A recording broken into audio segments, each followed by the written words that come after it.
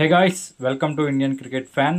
ఇప్పటివరకు నా ఛానల్ కానీ సబ్స్క్రైబ్ చేయకపోతే ఇప్పుడే చేసేయండి. మీకు చాలా అప్డేట్స్ వస్తాయి ఇండియన్ క్రికెట్ గురించి.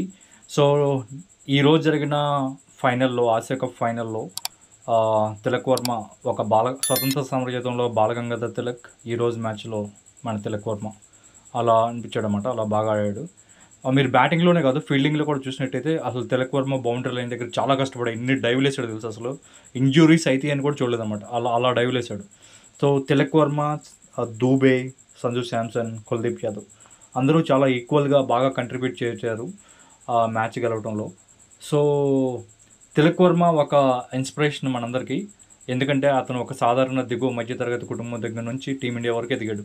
నేనేమనుకుంటున్నాను తెలుసా, టెస్టులలో Tilak Varma Brian Lara record తనే బ్రేక్ చేస్తాడని నేను ప్రెడిక్ట్ చేస్తున్నాను, అతను కానీ టెస్టులలోకి వెళ్తే. కానీ ఇండియాకి దొరికిన వన్ ఆఫ్ ద గ్రేట్ అసెస్ట్ అనమాట తిలక్ వర్మ. అసలు ఆ ప్రెజర్ని అబ్జర్వ్ చేసుకొని ఏం ఇన్నింగ్స్ ఆడాడు తెలుసు అసలు. వావ్, తిలక్ వర్మ కానీ 2023 వరల్డ్ కప్ ఫైనల్ ఆడుంటే నెక్స్ట్ లెవెల్ ఉండేది అని అనిపించింది నాకు. సో మీకేమనిపించిందో కామెంట్ చేయండి.